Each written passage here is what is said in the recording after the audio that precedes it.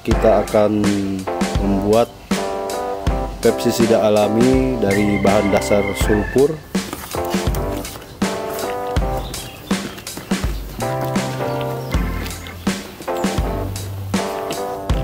Menurunkan suhu.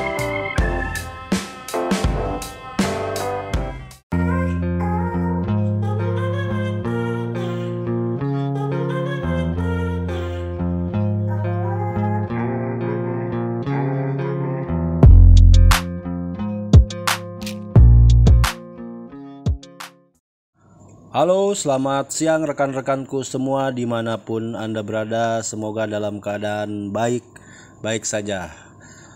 Oke, hari ini kita akan mempraktekkan bagaimana cara membuat pestisida alami dengan menggunakan bahan dasar sulfur. Di sini kita akan menggunakan bahan dasar sulfur yaitu 1 kg dan soda api. Terus di situ ada juga tanah dan garam. Saya menggunakan 2 ember air, di mana masing-masing ember itu terisi 2,5 liter air dan 1 ember besar untuk memproses proses pengadukan semua bahan. Kenapa kita menggunakan soda api? Karena sulfur itu dia tidak bisa terlarut ya, tidak bisa dilelehkan dengan air, karena kita ketahui bahwa titik didih air itu hanya mencapai 100 derajat Celcius. Sedangkan sulfur untuk mencapai titik didih itu lebih dari 100 derajat Celcius. Makanya kita menggunakan bantuan soda api untuk melelehkan sulfur tersebut. Sebelum kita melakukan proses pencampuran bahan-bahan yang saya sebutkan ini, di sini kita jangan lupa menggunakan safety ya, menggunakan sarung tangan karet. Terus kita juga jangan lupa menggunakan masker. Ini ada bahan pengaduk alat pengaduknya, yaitu berupa tongkat kayu, bisa dari bambu, bisa dari kayu. Usahakan dari bambu dan kayu ya, karena untuk bahan lain ditakutkan meleleh, atau kalau dari bahan besi takutkan korosif ya. Oke, sekilas penjelasan tentang bahan-bahan yang akan kita gunakan. Ikuti prosesnya dan semoga bermanfaat. Baik rekan-rekan semua, sebelum kita mencampurkan seluruh bahan ke dalam wadah ember tersebut, sebaiknya kita melaksanakan langkah-langkah pengamanan untuk mengamankan diri kita. Kita memakai sarung tangan terlebih dahulu untuk menghindari hal-hal yang tidak diinginkan, karena pas proses pencampuran akan menimbulkan suhu panas yang luar biasa ya, di atas titik didih air. Jadi untuk keamanan kita gunakan sarung tangan, dan setelah pemasangan sarung tangan kita gunakan masker, karena proses pendidihan tersebut akan menimbulkan gas, uap gas. Nah, setelah itu kita masukkan serbuk tanah. Setelah serbuk tanah masuk, kita masukkan garam dapur atau garam laut ya. Setelah itu kita masukkan sulfur, serbuk sulfur murni. Ini untuk bobotnya sekitar 1 kg. Sulfur murni atau belerang murni yang sudah berbentuk serbuk. Kita masukkan dan kita yakinkan rata, tertuang semua. Setelah bahan sulfur masuk, kemudian kita masukkan soda api. Masukkan soda api secara berlahan ke dalam wadah ember.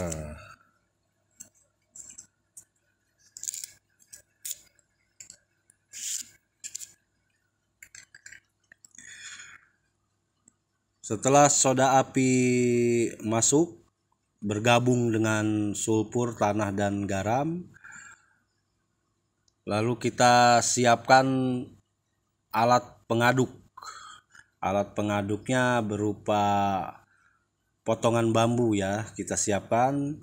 Bisa juga menggunakan potongan kayu. Nah, untuk saat ini saya menggunakan potongan bambu.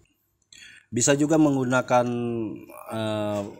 material lain, tapi dikhawatirkan akan terjadi korosif atau pelelehan, seperti menggunakan besi atau menggunakan bahan pengaduk plastik. Setelah itu kita masukkan air. Nah, dalam proses pemasukan air ini kita usahakan masukin air sekaligus. Ini air yang kita masukkan sebanyak 2,5 liter. Setelah itu kita aduk secara berlahan terlebih dahulu. Lalu setelah semuanya mulai tercampur, lalu kita percepat proses pengadukannya untuk mengejar proses pendidihan supaya bahan tercampur dan larut secara maksimal. Oke, ini suhunya udah lumayan naik ya. Lumayan naik dan bisa kita lihat ada asap keluar dan si larutannya berubah warna, sudah mulai berubah warna, akan berubah menjadi hitam kemerah-merahan. Setelah itu dia akan mendidih. Ini udah mencapai puncak didihnya. Mungkin kalau ada rekan-rekan di sekitar sini terasa sangat panas. Suhunya sudah naik. Ini sekitar perkiraan, karena saya tidak menggunakan termometer, ini perkiraan di atas 100 derajat Celcius. Nah, ini udah mencapai titik didih. Terus kita aduk sampai benar-benar rata dan sisa-sisa material yang tertempel di pinggiran ember kita jatuhkan untuk kembali kita aduk ya. Oke, cairan sudah berubah warna menjadi merah pekat. Berarti ini menandakan bahwa larutan sulfur atau serbuk sulfur tadi sudah mencair. Kembali kita aduk terus sampai kita yakin bahwa seluruh serbuk sulfur dan material-material yang lain sudah tercampur dengan maksimal dan sudah tidak ada lagi serbuk sulfur yang menggumpal. Dalam proses pengadukan ini atau dalam proses pencampuran larutan ini, kita diharapkan untuk berhati-hati dan jauhkan dari anak kecil ya. Jadi anak-anak kita dihimbau untuk menjauh dulu, karena ini suhunya sangat panas dan sangat berbahaya. Oke, larutan ini dirasa sudah jadi. Larutan sulfurnya sudah terlarut dengan sempurna. Kita aduk untuk meyakinkan bahwa tidak ada yang menggumpal.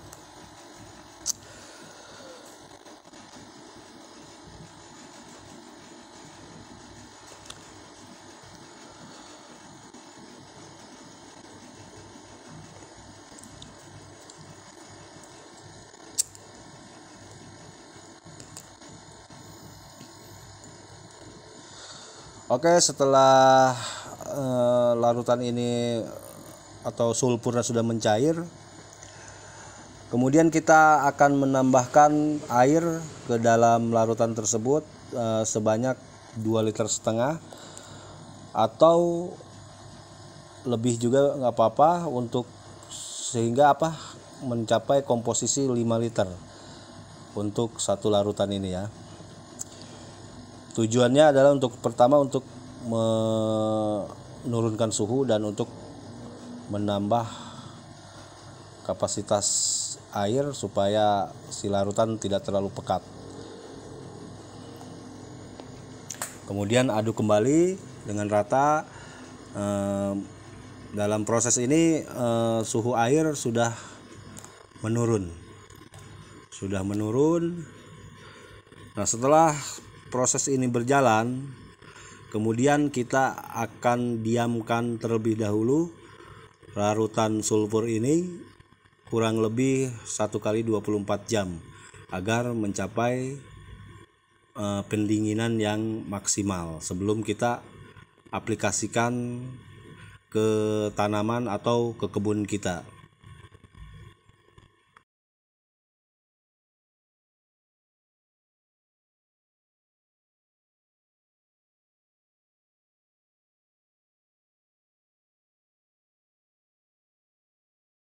Oke,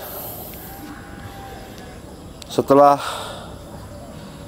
cairan sulfur ini menjadi dingin, kita nanti akan kemas di dalam botol. Ini harusnya menjadi 5 liter cairan.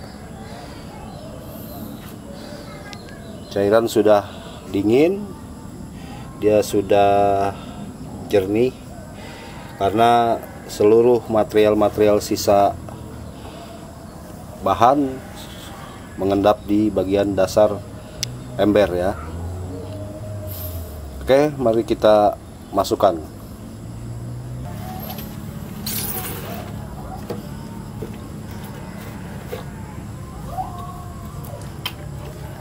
Oke.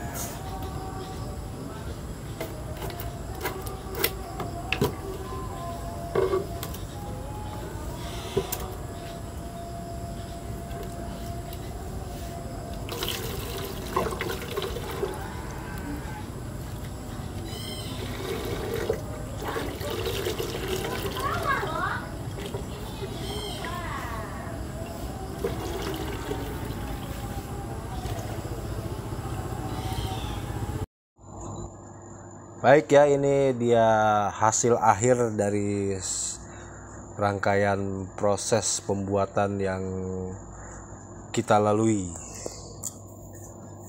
Ini jadinya seperti ini, dia larutannya berwarna merah pekat.